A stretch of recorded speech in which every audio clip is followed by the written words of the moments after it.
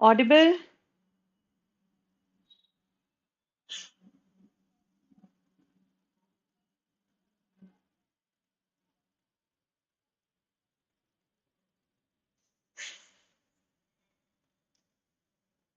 Audible? Yeah, good. Right. So, welcome to the next class of performance management revision.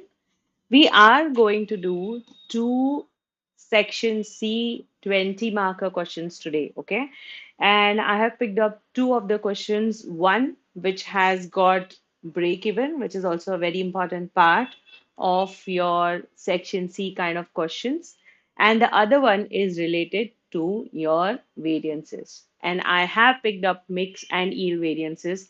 Remember, yesterday I did a theory part on it. So today I'm going to help you on how to actually practically do the variances. Okay.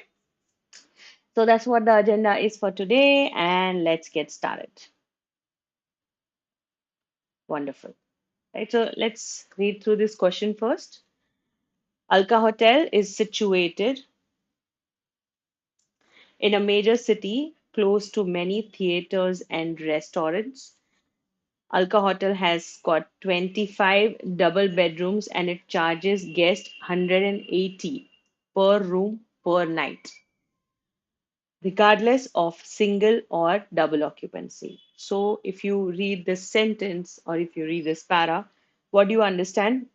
That the industry that we are going to work into is a hotel industry. Second, this hotel is in a prominent location. It has got 25 double bedrooms and it charges on the basis of rooms, but not on the people how many stay inside a room, single or double. The price of the room is $180 per room per night, and the variable cost, if you see, is $60 per room per night. Alka Hotel is open for 365 days a year and a 70% budgeted occupancy rate. What is a budgeted occupancy rate? Budgeted occupancy rate means at an average, the hotel feels that if you are taking 365 days, as suppose 100%, 70% of the time your hotel is booked. Okay, that means 25 rooms that the company has got 70% occupancy at an average. The fixed costs are budgeted at 600,000 a year and accrue evenly throughout the year. So the fixed cost is 600,000, that is for throughout the year, and your price is given, your variable cost is given. So your important figures or your comfort of that blue zone that I spoke to you in my last class is already here, right? So this is something that you would like to consider as, just a second, let me just highlight that figures. This is our comfort zone, right?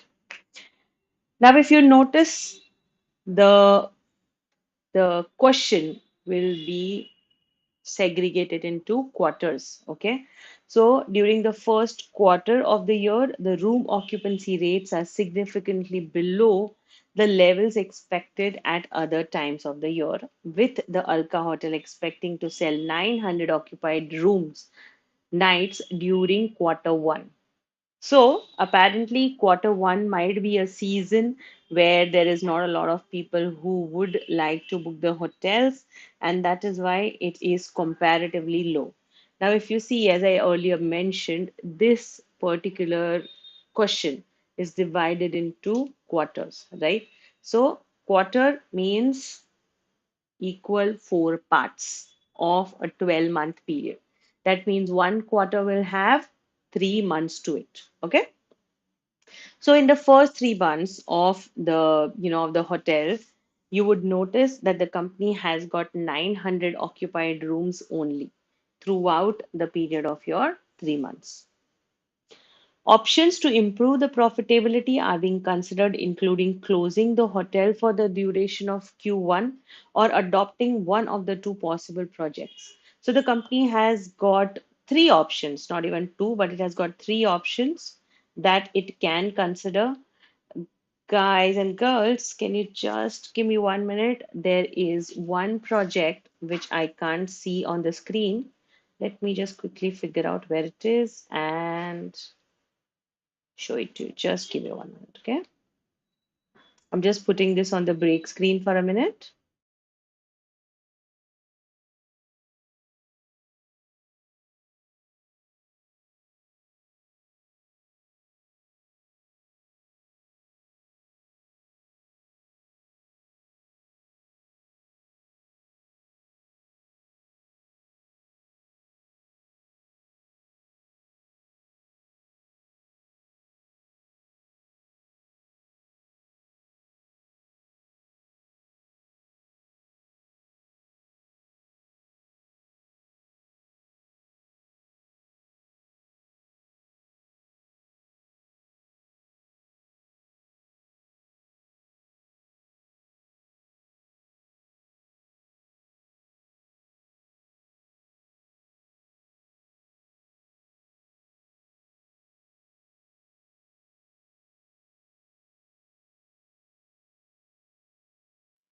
Right, I have figured that out and it's just here. Let me just access it again. Hmm. Right. So, as I said, let me just put the blue spot here so we do realize that this is where a student will feel comfortable, a student will feel motivated, and he'll feel or she will feel that yes, I know it, right? So what has happened so far is that the company is into hotel industry and the company wishes to increase its sale in quarter one when the sales are little not a lot as expected. And it has got three options. One, either it shuts itself down for 1 quarter, which for a hotel industry, I don't think it's recommended. Mostly because, when we talk about a hotel industry, that is, you can't just shut down a hotel for 3 months, right? And then start it again from the quarter two because, the popularity or the stay of the people have to be there. That's why, right? Let's see what the second option is, which is the two projects that they have. The first one is a theater package. So for Q1, that is quarter one only, Alka Hotel Management would offer guests a theater package. Couples who pay for two consecutive nights at a special rate of 67.50 per room per night will also receive a pair of theater tickets for a payment of $100.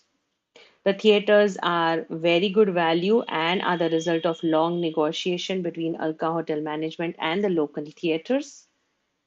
The theater tickets cost the Alka Hotel $95 a pair. The Alka Hotel's fixed costs specific to this project, which is marketing and administration, are budgeted at $20,000.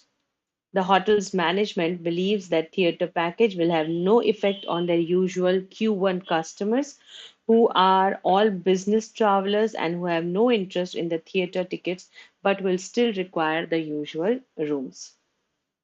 So, company has got, according to the question, company has got three options. One, to shut down in the first quarter, which is not acceptable or not correct for an hotel industry. You can't just shut down a hotel for 3 months and then come back, right? People who have been looking at it because it's a physical appearance, a physical place, right? People who have been looking at it would not realize what your strategy is, right? And what they would do is they would end up feeling or thinking that the hotel might have been shut throughout, right?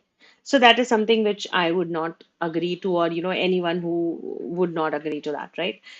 Then they have got two other options, which is project one and project two. Project one is a theater package where just for quarter one, when the period is a little slack, the hotel would offer guests a theater package where if they are booking consecutive 2 nights with the hotel, they would also receive the theater tickets for $100. Okay, and this all is for a couple's offer.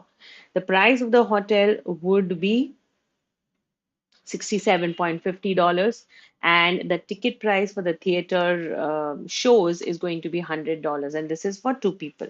Okay, 67.50 is per room per night. Also, on that theater tickets, the company is going to get a $5 profit because they are going to get it for $95 and they're going to sell it for $100. There would be a fixed cost that would be attracted by the theater package decision, which is for $20,000, which obviously is for the quarter one only. But the hotel management believes that this will not affect the usual Q1 customers who are business travelers and they would not be interested in the theater tickets. Right? So, this is what the story is for project one. Let's see what project two has. So, for project two, they are thinking of a restaurant. There is a scope to extend the Alka Hotel and create enough space to operate a restaurant for the benefits of its guests. The annual cost, revenue, and volume for the combined restaurant and hotel are illustrated below. So, this is the restaurant project is something which is going to be there throughout, right? But the theater package offer is only for quarter one. So this needs to be understood pretty well. Now, here, if you see, this is like a chart that has been prepared to give a better understanding. I hope you can see it proper, right? So this chart basically talks about how the company has expected to get its revenue from the hotels.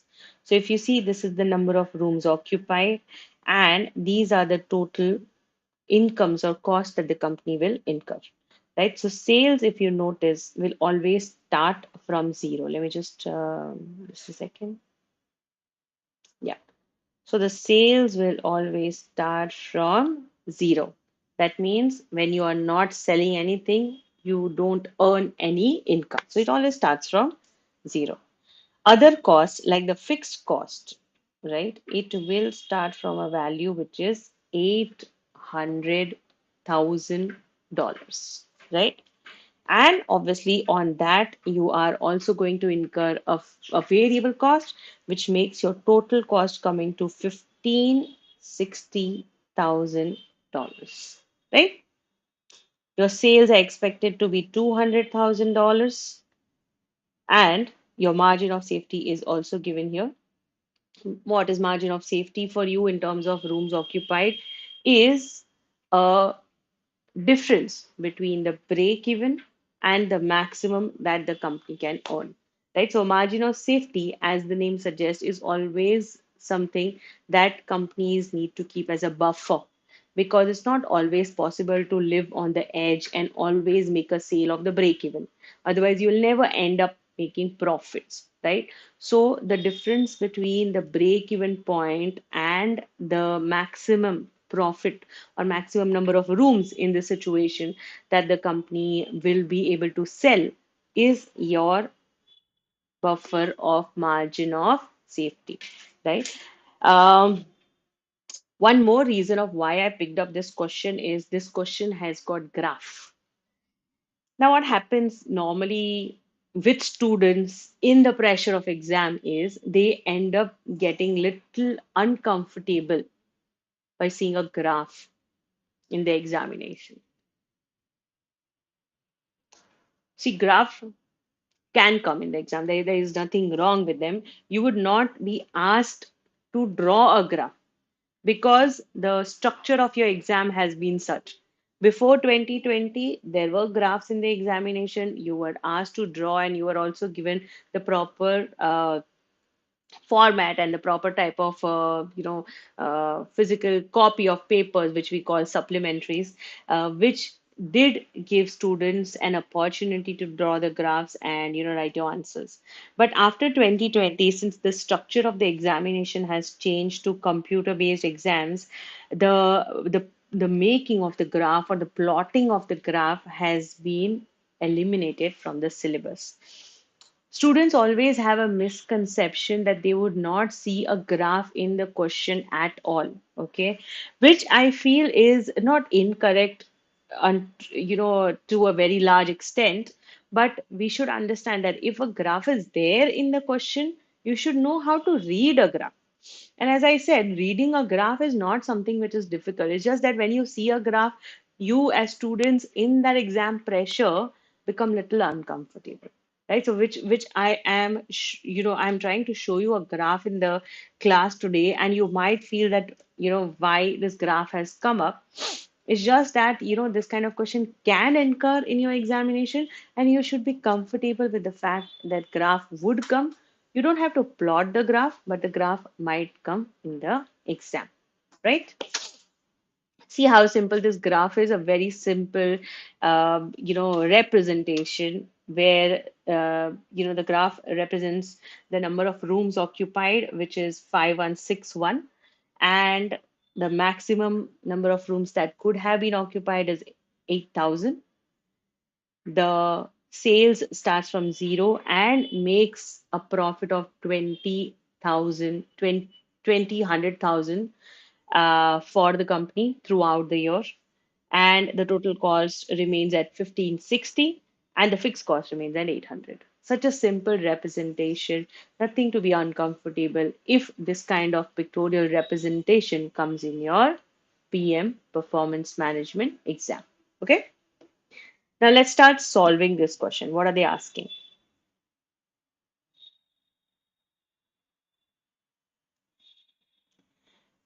Well, let me just erase these.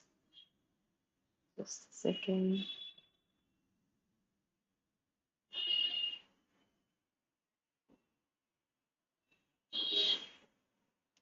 Right? Using the current and annual budgeted figures and ignoring the two proposed projects, calculate the break-even number of occupied room nights and the margin of safety as a percentage. Okay. Now, the break even and the margin of safety that is mentioned here is only related to a situation where Alka Hotel accepts Project 2, where it opens a restaurant. Okay. So we cannot replicate this information for our question number one.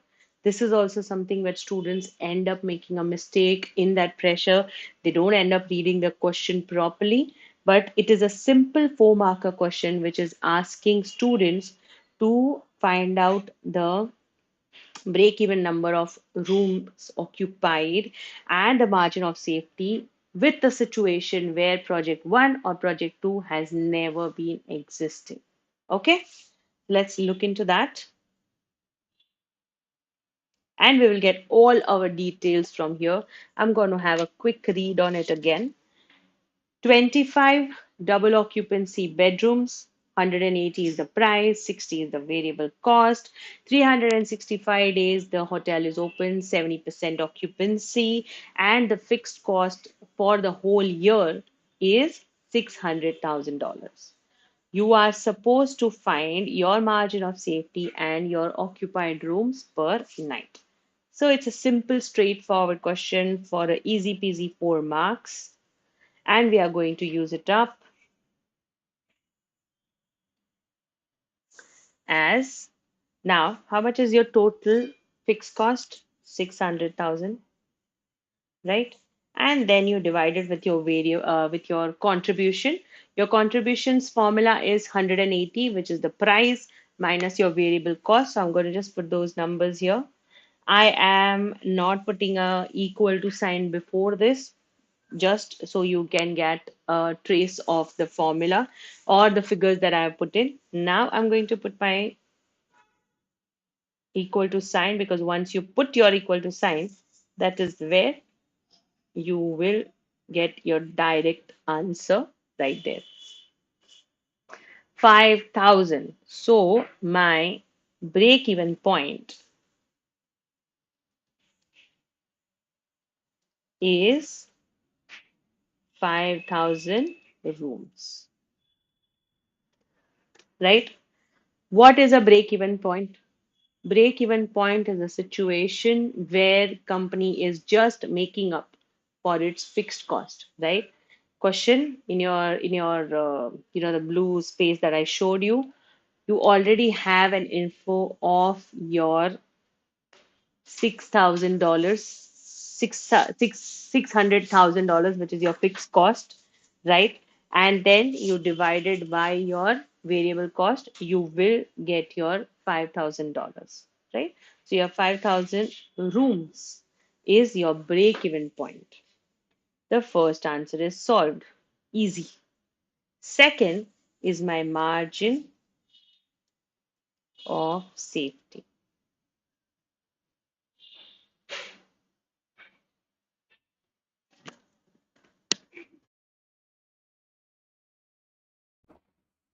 Santoshi,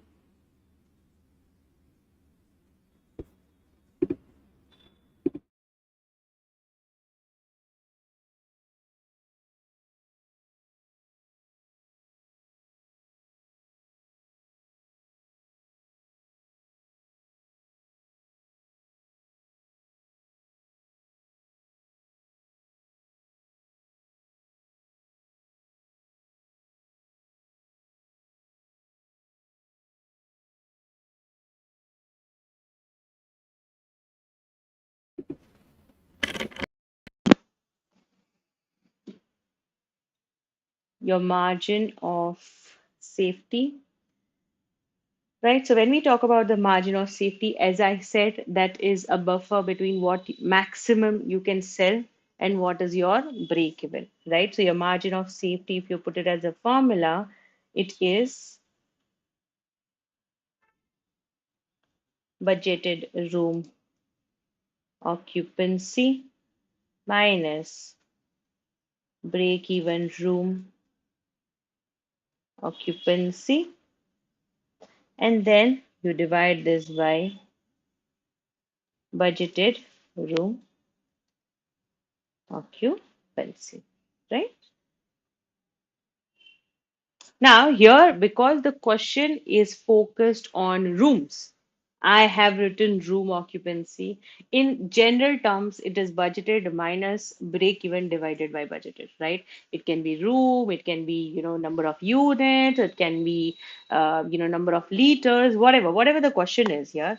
So here, because it is rooms, I've mentioned rooms. Whatever question you figure out, the formula remains same. MOS is equal to budgeted minus break even divided by budgeted, right? So let's put our budgeted room occupancy, which is going to be something that the company is going to, you know, use throughout its time period, right? So as the question suggests, let me just quickly go there. 25 rooms, 365 days, and 70% accuracy. 70% occupancy, not accuracy, sorry. So we are going to use the same thing when we talk about the budgeted room occupancy. That is going to be, I'm just going to put the figures first and then get you the answer, right? So 365 in terms of days, you multiply that with 25 number of rooms, and then you multiply that with 70% because that is the occupancy, right? If you put these figures here, it is going to be 365 into 25 into 70%. So that comes to 6387.5 rooms, right? You got your budgeted, you have your break even, you find out your margin of safety.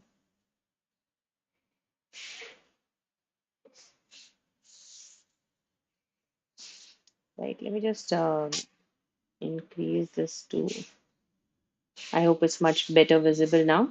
So my margin of safety is given here as MOS is equal to, again, I'm going to put the numbers here so it makes it more easier, and then I'm going to get the actual value. So it's going to be 6387.5 minus 5,000. You close your bracket and you divide it by 6387.5, right?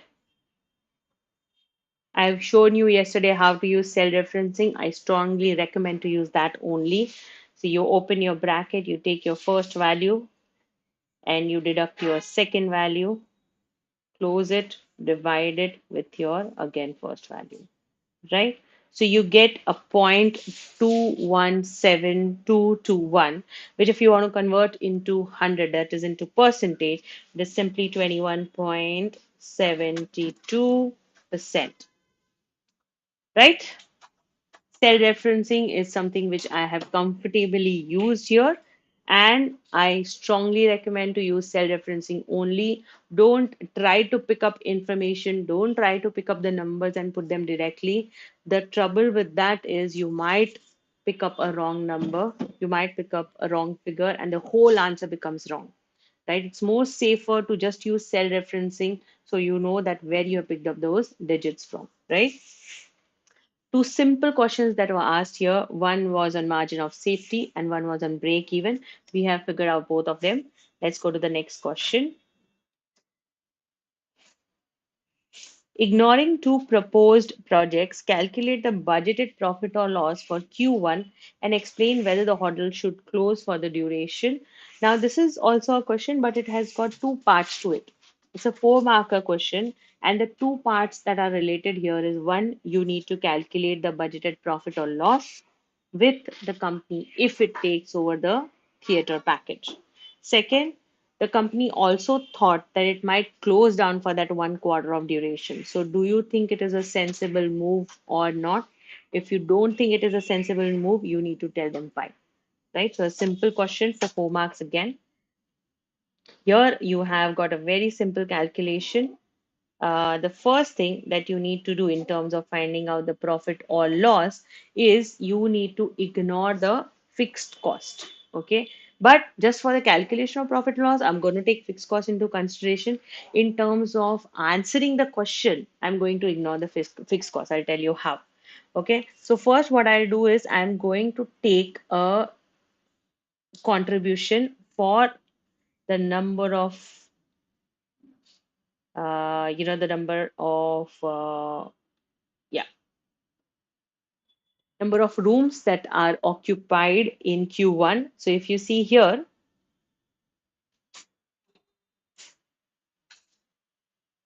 during the first quarter, Q1 of the year, the room occupancy rates are significantly below the levels expected at other times of the year, with the Alka Hotel expecting to sell 900 occupied rooms during Q1. That means in Q1, how many rooms company expects to sell is 900, right? So 900 is my rooms. I need to multiply that with my contribution. Contribution is going to be the price minus the variable cost. So 180 minus 60. Right? What does this value come to? Is equal to 900 into 180 minus 60, which becomes 120. Right? So this is how we figure out this answer. Just a minute.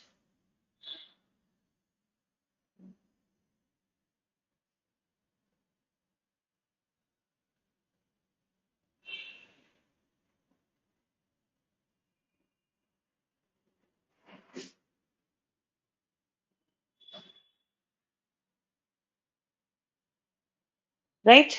So we get our number of, you get your cost, which is your variable cost, after which your fixed cost needs to be deducted. Now, if you notice for the whole year, the fixed cost is how much? It is 600,000. Okay, if the fixed cost is 600,000 for the whole year and the year is divided into 4 quarters, then for 1 quarter it is going to be divided by 4, right? Or divided by 3, sorry, not 4, because it is 3 months in 1 quarter. So I'm just going to take that value, which is going to be 600,000 and you divide it by 12 months, one quarter will have 3 months. So I'm just going to multiply that by 3. And this gives me my fixed cost. The contribution is something that the company earns, right? So this value that has come is your contribution. And then your fixed cost will be 600,000 divided by 12, and then you multiply that by 3. So it is 1,50,000. When you deduct this value from your contribution, what you will get is you're going to get your loss. So if company takes does not make that option, does not take, the ignores both the projects, company would make a loss, and the loss is 42,000, right? Now the question is that if the company makes a loss,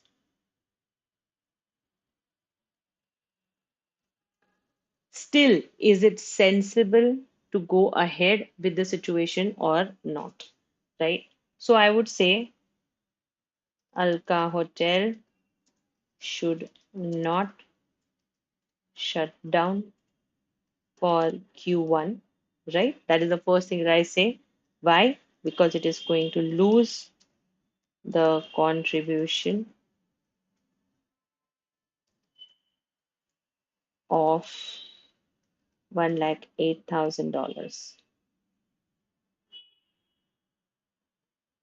Right? That is first thing. It is going to lose the contribution because what happens? See, when we talk about the fixed cost is going to be there. You start your quarter one hotel or you don't start it, it's going to be there, right? So the fixed cost is going to be there. Apart from that, if you close down from the financial point of view, you would be losing on the contribution, right? So that is what I mentioned here. I would also say that the fixed cost will reduce the profit for the rest of the 3 quarters, right? Obviously, because then the burden on the rest of the 3 quarters is high, right? And lastly, because it is, it's into hotel industry, you can say that they could lose customers at other times of the year, particularly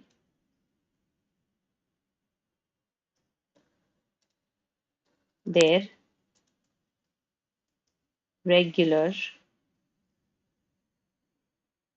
business clients, right? So, in this, yeah,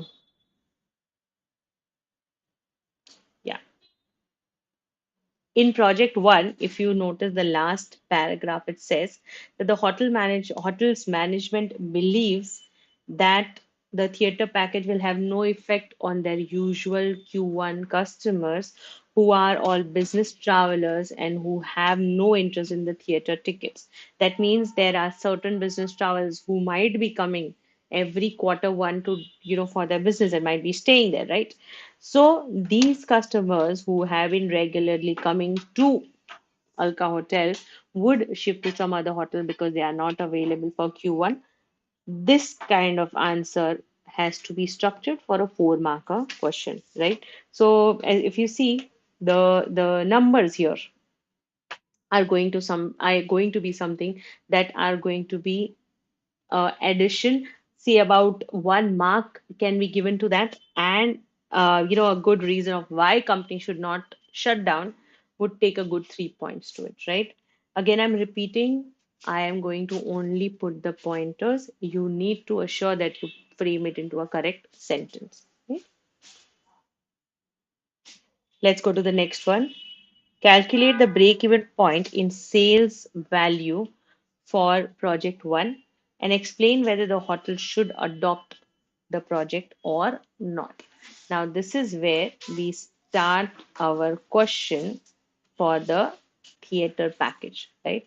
Now, if we notice the theater package, two consecutive nights at 67.50 per room per night, right? So, this thing is something that you need to focus on. I'm just going to highlight it.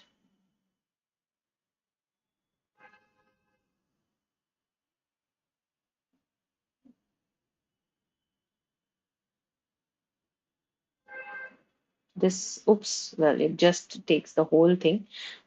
Okay, never mind. Right? So if we notice this is something that the company needs to watch out for.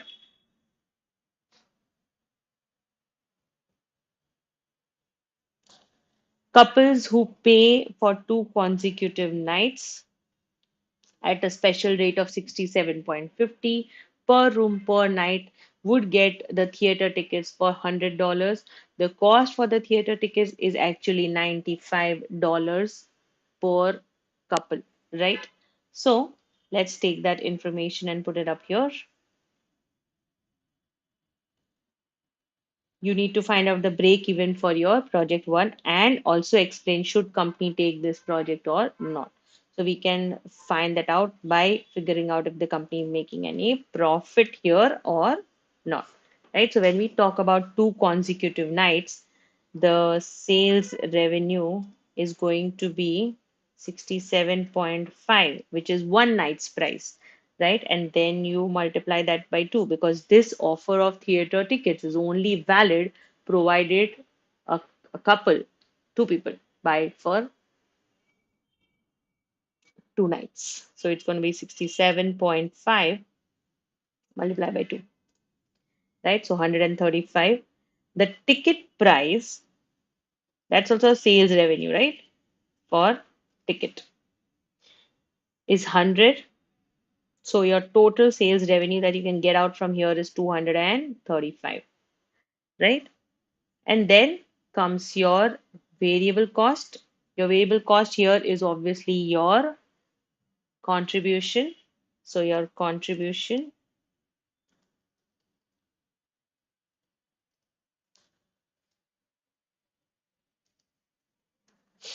right? And that is going to be 60 into 2, right?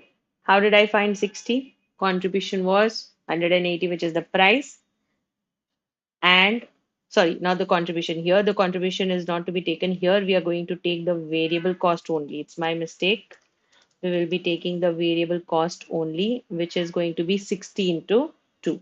The contribution was 120, right? Right. So what we will bring here, which is going to be 60, the variable cost into 2, right? So your variable cost is 120. The variable cost of the ticket that you're going to give is $95. Right? So what I want to do is I want to take my 235 and I'm going to deduct 120 plus 95 from that value. Right? So I am getting a contribution. This is my contribution that I wanted to find out. Uh, and this contribution becomes different than that of a normal stay in Alka Hotel because the price then is different. The price then was $180, but for quarter one, the company is providing at 67.5 per night, right? So it's almost reducing it to half or less than half, right? Then, so if you see here, the company is going to make a contribution of $20 per night. Now let's find out the CS ratio, which is contribution to sales ratio. Students don't end up, looking for this value sometimes because they don't realize what they want to find out. Okay. Now I just want you to pay attention. Just a second. See the question. It says calculate the break-even point in sale. Now, to calculate the break-even point, you will need the CS ratio, right?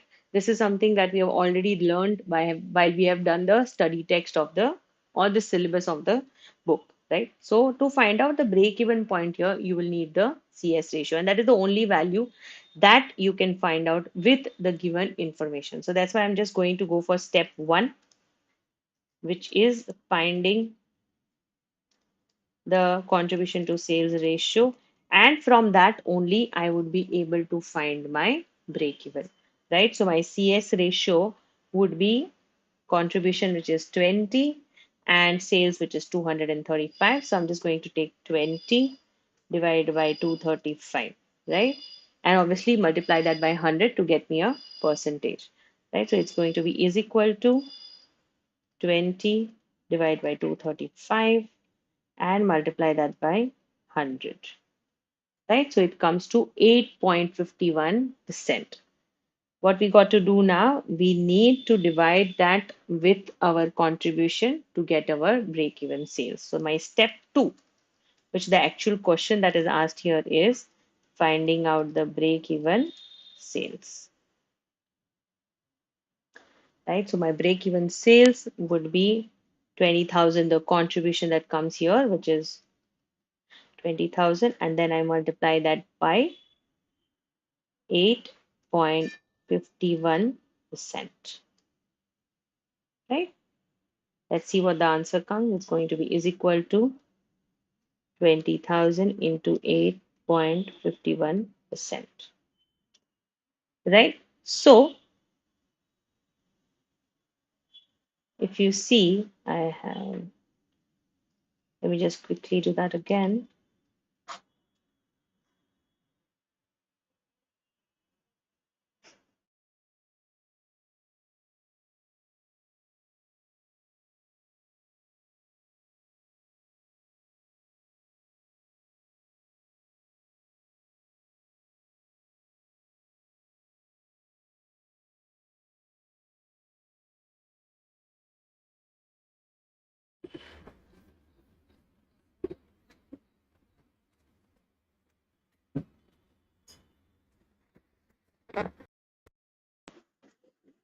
Right, so I'm so sorry. I just,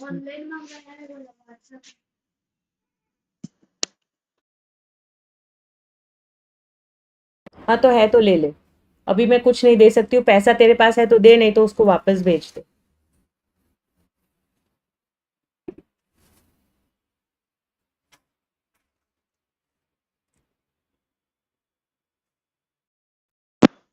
I'm so sorry. Sorry, I've just made a little mistake here.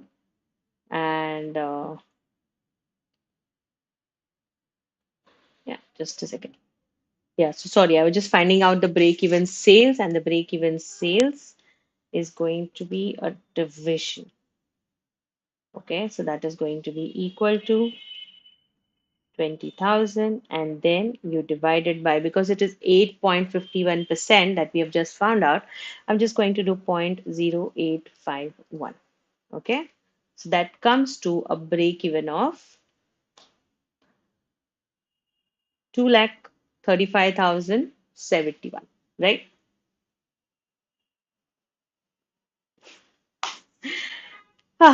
So what I did here is I've just got for my step one, which is finding the CS ratio. I found out the CS ratio by first finding out my total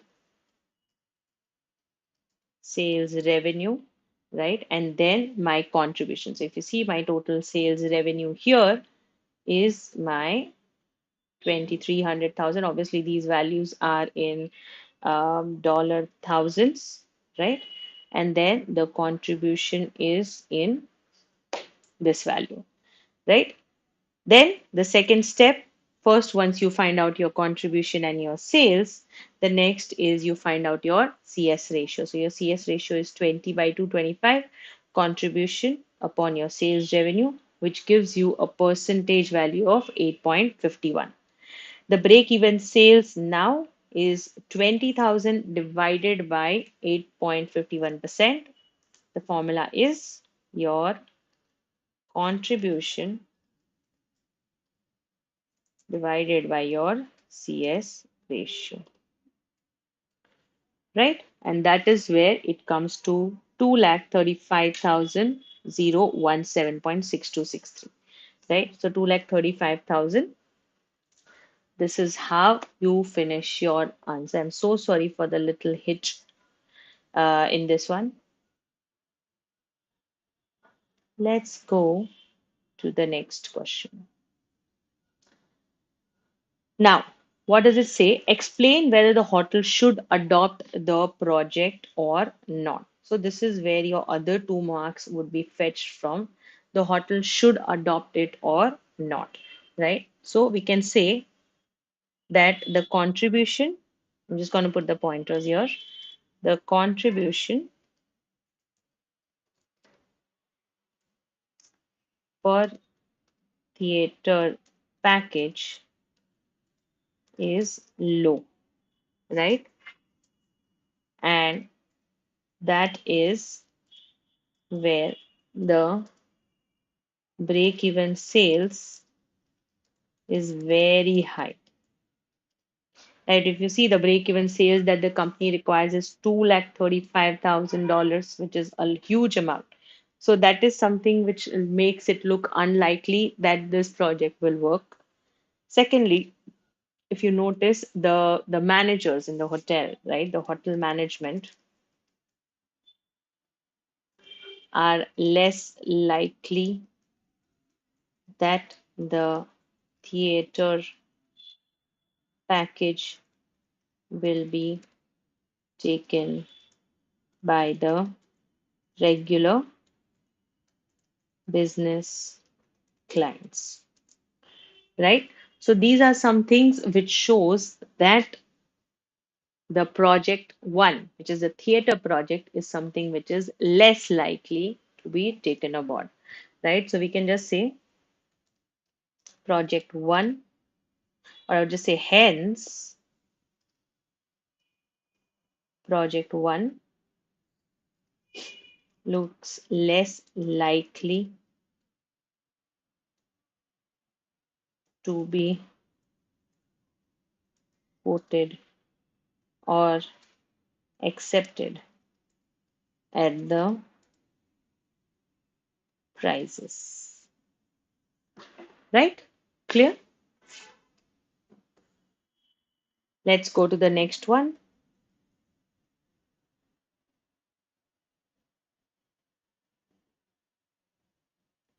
Using the graph that we just saw before I started doing the question, quantify and comment upon the financial effect of project 2 on Alka Hotel, right? I did show you how this graph was working.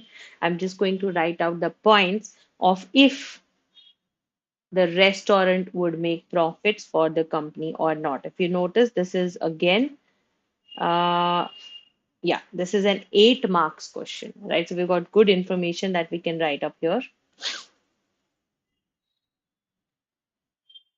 So this, I'm going to just elaborate this answer because the whole answer is focused on answering a theory part, the little bit of calculation. So we can say that project 2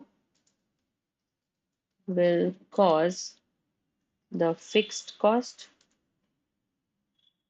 of hotel to rise, obviously, right? We saw the fixed cost has increased, right?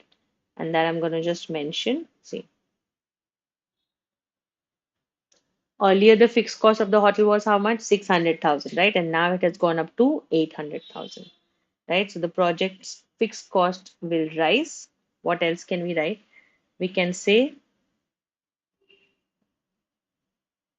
there will be an increase in the fixed cost by 200,000 and the new fixed cost will be 800,000, right? What else? The revenue is also expected to increase, right? And that is how much? The new revenue that the company is achieving is 20 lakhs, right? So that is divided by the 8,000 rooms occupancy that we saw, which comes out to be $250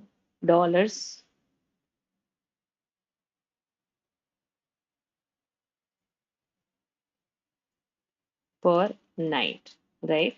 So as much as the fixed cost is increasing by 200,000, the revenue is also increasing from 180, which they earlier used to charge, to $250, right? What's the next one?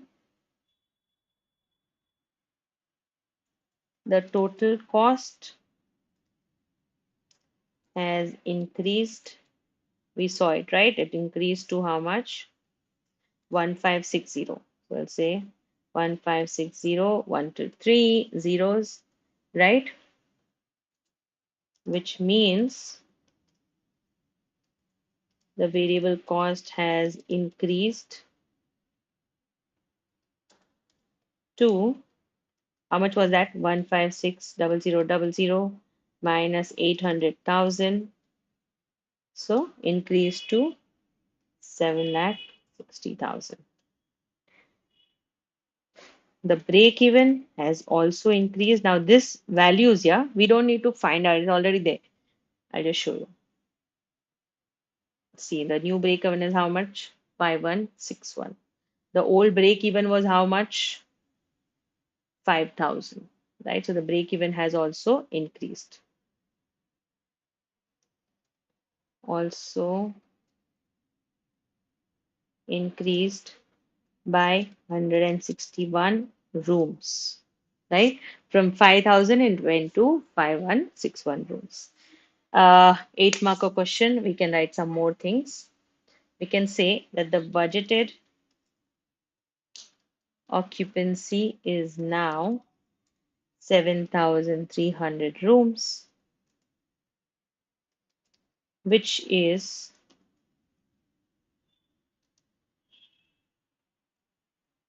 7,300 divided by 9125.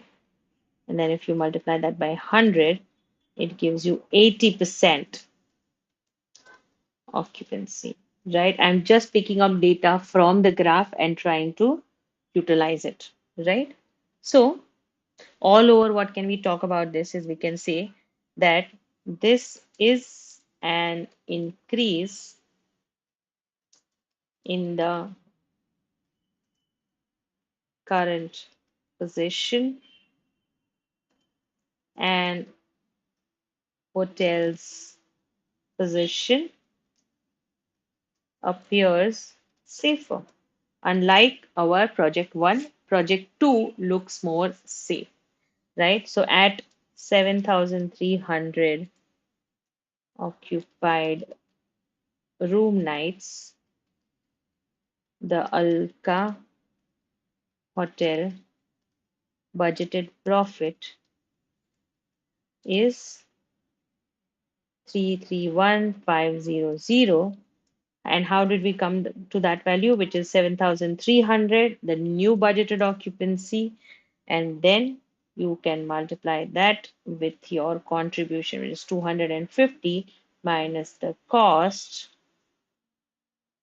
right? And that is where you get your variable cost contribution, and then you can deduct your total cost, right? So then you can deduct your fixed cost from your contribution. So what you have done is you have done your budgeted occupancy multiplied by your contribution, and then you deduct your fixed cost, right? So your total profit becomes 33150. And that is why the project 2 is a much more safer project to take into consideration, right?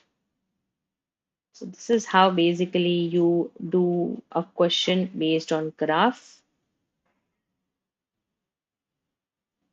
Here, if you see in this question, only this part, I don't know if I can just pull it out. This particular part, let me just put it a little down so you can understand. Yeah. This graph is something which can add as a brain drainer. which students might be little worried about on how to read it. But honestly, once you go through the details of it, you will figure out that it's not something, it's just a taboo that you put up in your head, right? So this is how you finish a question with a graph. Let's take a quick 5 minutes break and then we can start with the next question, which is based on your variances. Okay.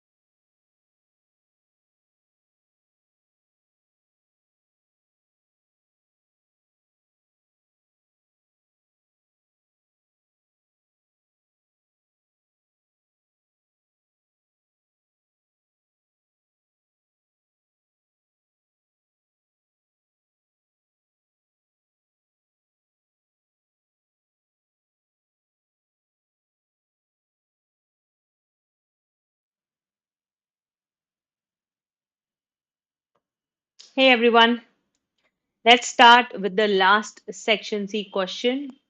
This question is related to variances. I told you yesterday that we'll be doing a question based on variances. So let's solve this question. The question's name is Kappa Company. This is also a question that has been asked previously in the examination, right? And again, this is also a mix of your theory and your numericals, right? So, Kappa Company produces omega, which is an animal feed made by mixing and heating three ingredients, alpha, beta, and gamma. The company uses a standard costing system to monitor its cost. The standard material for 100 kilo of omega is as follows.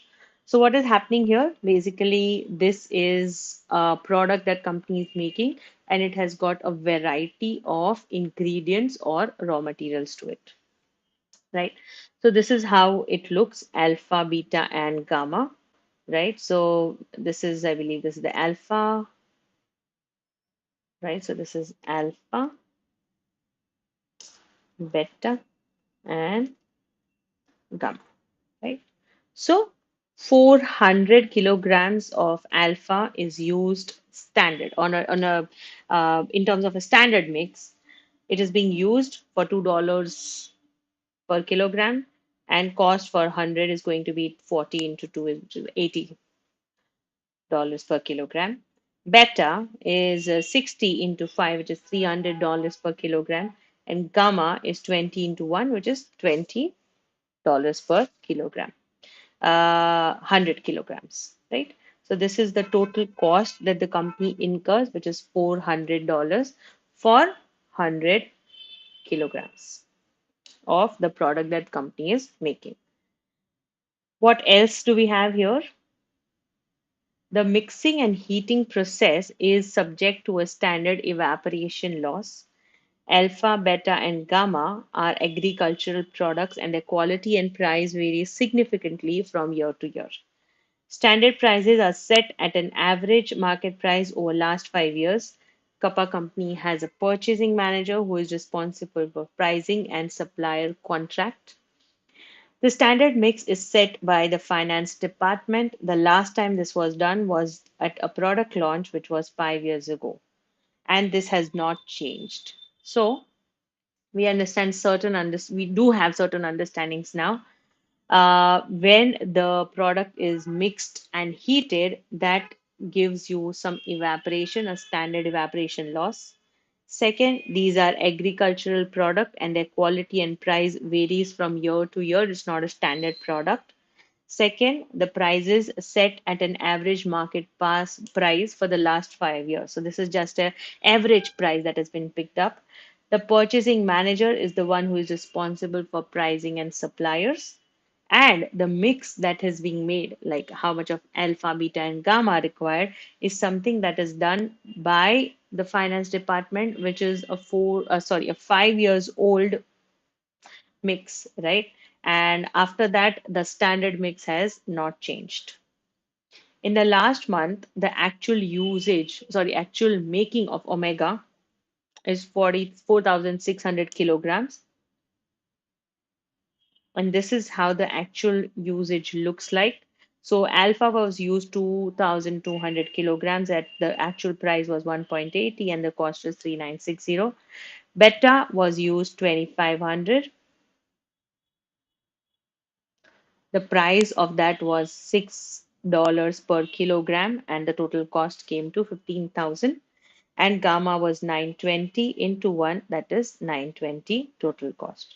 Right? So the total kilograms that were used to make 4,600 kilograms of omega was 5,620, and the total cost is $19,880.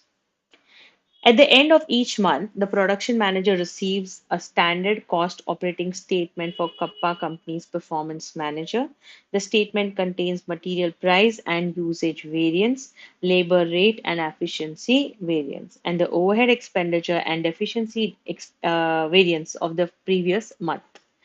No commentary on the variance is given, and the production manager receives no other feedback on the efficiency also for the Omega process. you need to find out three types of variances here: usage, mix, and yield, all related to material.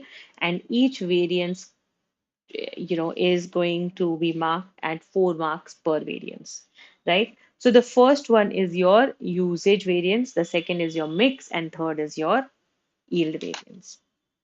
Let's start doing this. Now, in this question, see, what are we going to do is we are just going to use the same method that we did, that I explained you theoretically yesterday, right? So I'm going to use the same method and do the question here. So maybe I'll just write the product name here, right? Or the material name. Yesterday we used M1, M2, M3.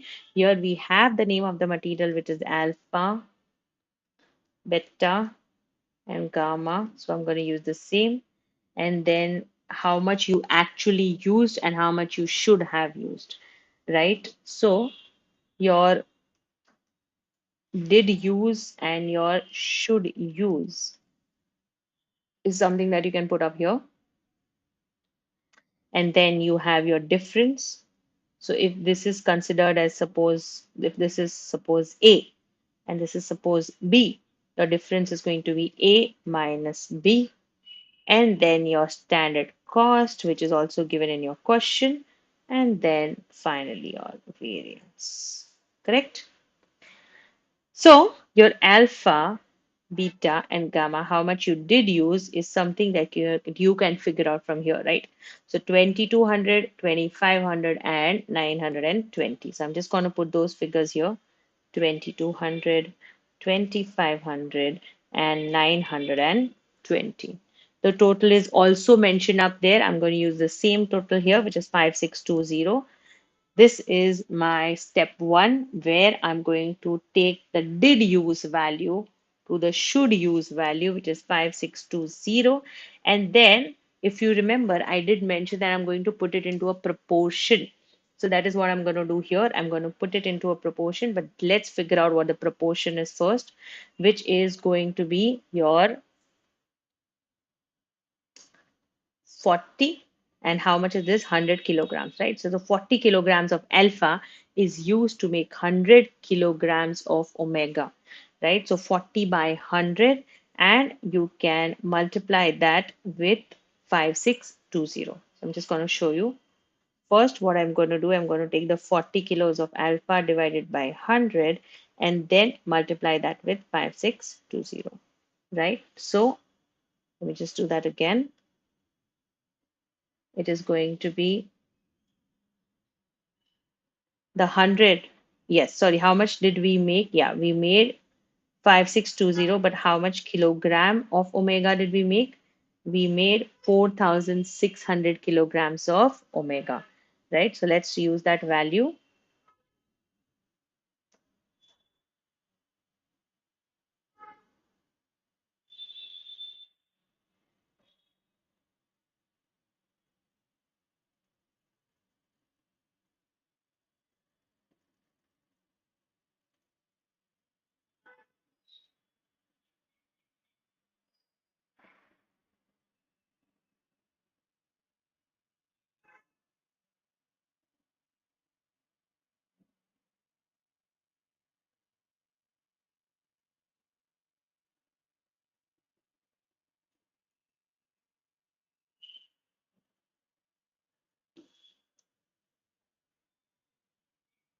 In the proportion, we will be using it as 40 divided by 100. And then how much kilograms of actual omega did you use? Did you make? You made 4600, right? So this gives your first value. Second, if you take the proportion, beta is used 60 kilograms to make 100 kilograms of omega, and gamma is used 20 kilograms to make 100 kilograms of omega. Right? So I'm going to use the same values, and the actual production, which is 4600 kilograms of omega, I'm just going to proportionately put it into that. So again, now it is going to be, 60 divided by 100. It's going to take this in a bracket. and multiply that by 4,600, right? So it comes to 2760, and the last one is 20. So is equal to 20 kilo of gamma divided by 100 kilo, that is the typical make, and multiply by what the actual make of omega comes to 920, right? So if you notice this value 5620 should match up here. I'm just going to take a total of them, right? And they should match up here also. 1840, 2760, and 5520, right? So now what you do is you find out, because this is a usage, you're going to find out the difference. So that is going to be is equal to 2200 minus 1840, right? And the same formula I'm going to pick up for the next ones also, right? So if you notice in the first situation, this is a favorable value because you used, sorry, the first one is an adverse value because you used more than what you should have used. The second one becomes favorable and there is no change in the third material, which is gamma, right? Now, what do we put? We'll just put this as, okay, right? So we just put the standard cost. Now, the standard cost is also given here, just $2, $5, and $1. So let's just put those values, 2, 5, and 1. And then we find out the difference, which is this multiplied by this value. Drag the same formula below, right? And obviously this one becomes 0 because there is no difference, right? So now what happens is, even though this is a negative figure, you will realize that you should have used more, but you ended using less. So this is your favorable,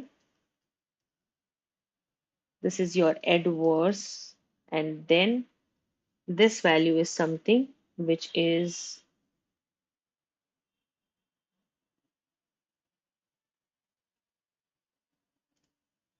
580 favorable. That means the company has saved money in terms of its usage, right? Let's go to the next one, which is your mix variance.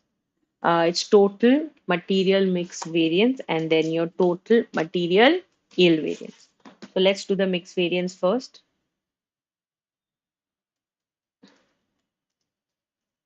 right? This is where again you put your product, your AQSM, your AQAM, difference, standard cost, and the variance, right? Again, this three, alpha, beta, gamma, right? Now here you have your actual quantity with the standard mix because you already got it from the question, right? So I'm going to use that actual quantity at actual mix. We have it. Now we need to proportionately put it in the standard mix, right? So how do we do that? We are going to take the proportion of 5620. So now here your 5620 needs to be similar, right? And how do you figure that out? You're going to do n is equal to, and then 40 grams of alpha is required, and the total of alpha, beta, and gamma was how much? 120, right? So 40 divided by 120, and then you multiply that with 5620, right? So that comes to 18.733.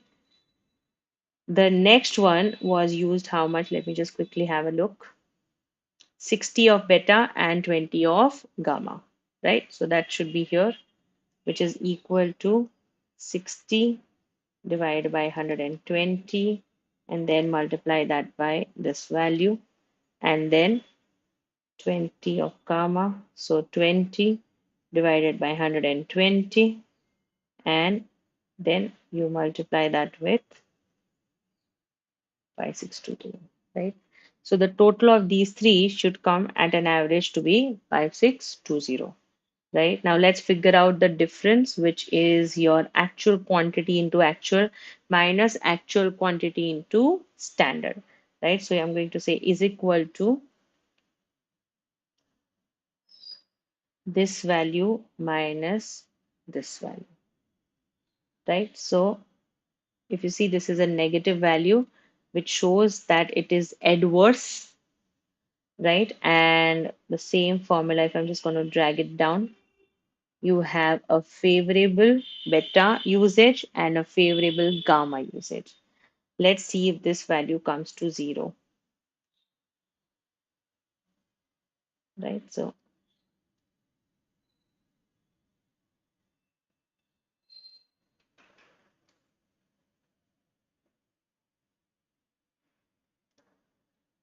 right? That means your calculation so far is correct. Let's pick up the standard cost, which is 2, 5, and 1. I'm just going to take them up from here, right? And let's figure out the variance, which is your difference multiplied by the standard cost, right? And so you get your value. You can drag the formula to the next page, to the next slice, and you get your correct answer, right? So let's figure out if this is favorable or adverse.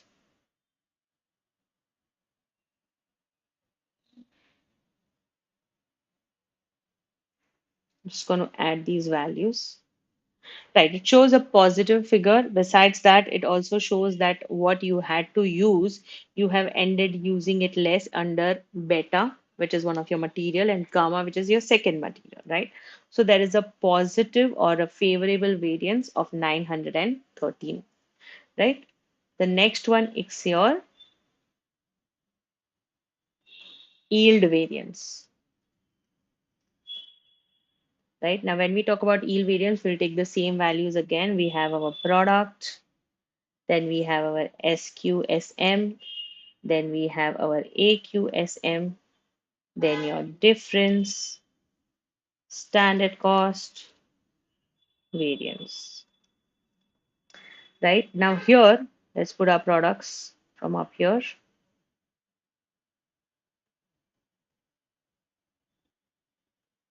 We'll put our standard cost, and we will also put our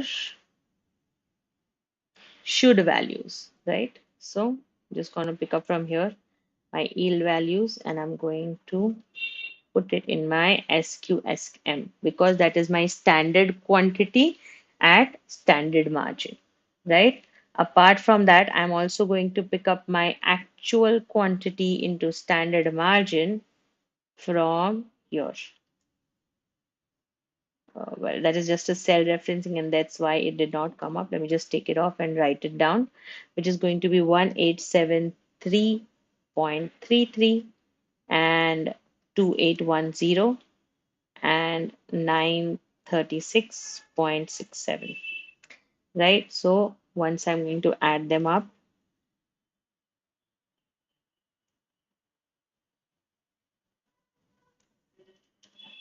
right? So that comes 5620. Now let's find the difference between standard quantity into standard margin and actual quantity into standard margin. So that is going to be this value minus the second value, and then just carry that forward formula to the next numbers, right? And if you notice, all the values are in negative.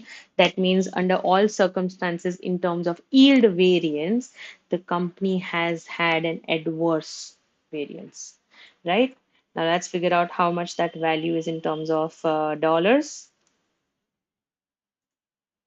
right? You just multiply your difference with the standard cost and just carry that, drag it down. You will see a total, and this is your actual advance variance, which is 333.33 adverse. That is in terms of dollars also. This is your favorable, and this is adverse, right? So this is how you find out your yield variance, your mix variance, and your usage variance. I'll quickly run through them once again. So whenever you have a variance question, you first need to do is you need to make your did use, should use in terms of usage. And the difference, your did use is something which you'll find from the question because the actual that you've used, right? You should have used as a proportion of the total quantity that you have actually used. So you actually made 4,600 kilograms of omega, right? And for that, you should have used 40 kilograms of alpha. So what you did was 40 divided by 100 multiplied by 4,600. If you do that and continue it for the rest of the materials, you will be getting your answer, which is your should use. And then you find out the difference between what you did and what you should. You get your difference, multiply that with your standard cost, and you will get your variance, right? Always figure out what you is that an inflow or an outflow of cash. Don't focus on the plus and the minus sign. Okay, you might get little confused with that. So just notice that you should have used, for example, if you take the first line here, if we just take a first line here, you should have used 2200. You ended using 1840 units or 40 kilograms, 1840 kilograms, right? So the difference is something which is a saving for the company, cash inflow, right? So that comes to 360, and that is how you figure out if it is adverse or it is favorable, right?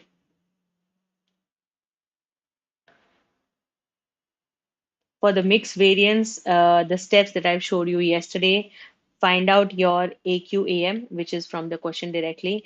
Use the same total and shift it to the AQSM, and then put these values in your proportion, right? So if we see the proportion, it is 40 by 120.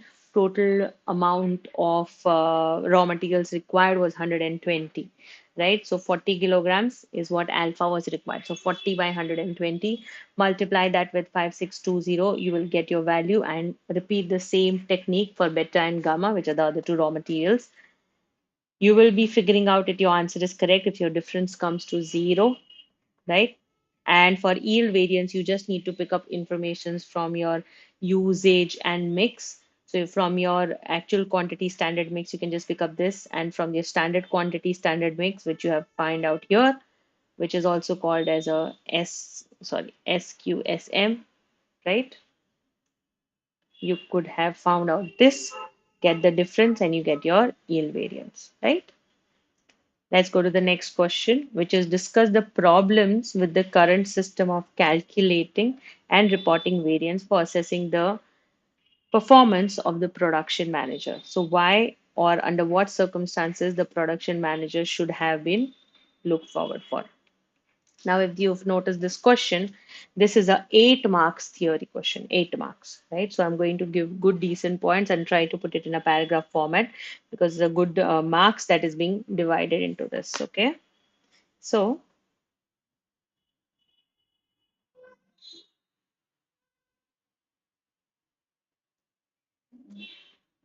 mhm, right. Let me just go to B.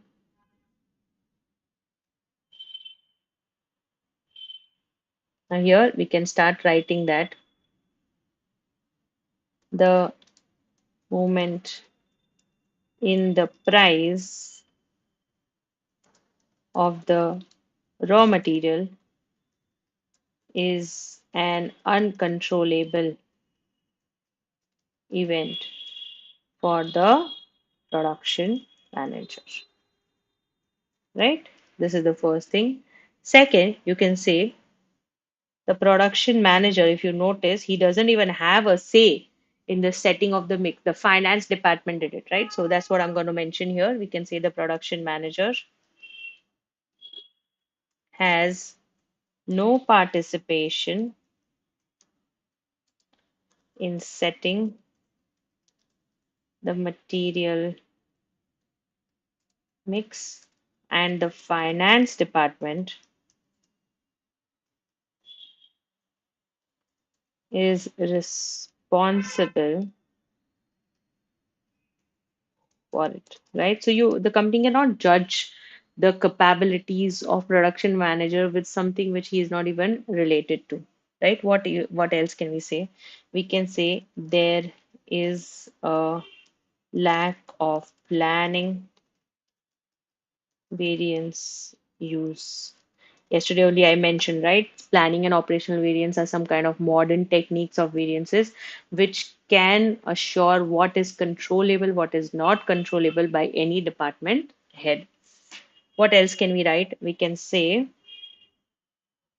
that the price and quality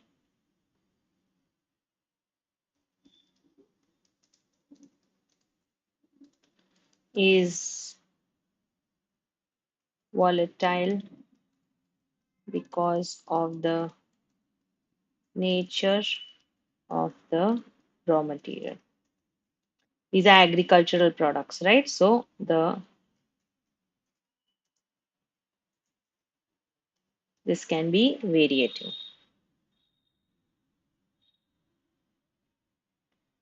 The above reasons can be demotivating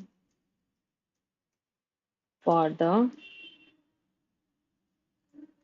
manager. If the manager is being judged on the above reasons, then it becomes demotivating because he has not played a role or she has not played a role in either making the mix, the standard mix, or also the movement in the raw material, the quality, the price is not in his or her hand. What else can we write? We can say as Kappa company doesn't give feedback or commentary, a true picture is lacking because we don't know, we don't have a lot of information, right? Of the performance of the production manager, right? The company doesn't appear to place much importance on the variances the production manager will not be motivated to control costs and could become complacent, which can or which could adversely impact company overall. Right? So this is what will happen. The question is worth 8 marks, so we need to write enough information that looks enough. I have tried to structure the sentences as much as possible, but still you need to format it, put it in a proper paragraph, and make it look like a good, achievable 8 marks question, right? This is how you handle variances. See, most of the informations might be there in bits of pieces in this kind of questions, but your idea is to understand some key terms here and only work on those key terms.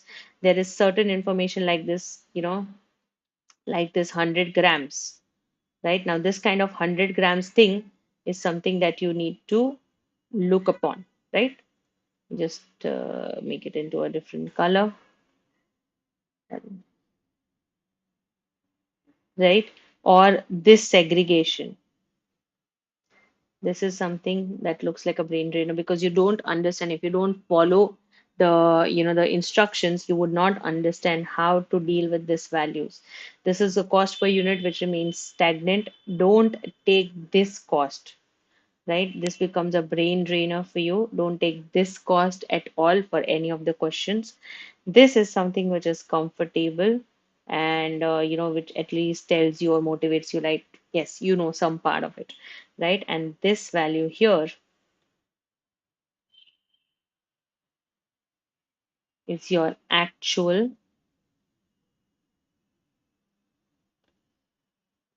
kilograms of usage, right? So certain numbers that should be identified, that should be popped up to make sure that your variances go correctly and smoothly, right?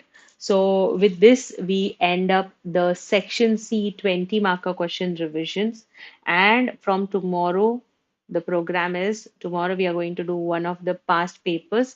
I would be quickly running over through all the questions that are asked in the exam, like in the past paper, one of the specimen papers. And day after tomorrow, also the same thing, but with a different question set will be repeated. Day after tomorrow, the question paper that we will be picking up, we will be doing it on the CBE platform itself to make sure that we are aware of and we are using it in the right manner, right? So that will help us to get an edge of how to control the screen that we have in the exam on the CBE platform.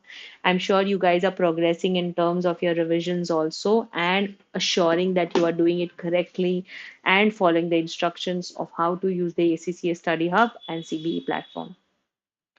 Again, I'm telling you, start your mocks from day after tomorrow. Once I finish showing you how to do the mocks, till that time, finish your ACCA Study Hub questions, and you will see a variety of questions that you find out there. The question paper that you have is going to be 60 marks of multi choice or MCQ, so that is going to be a different way of working.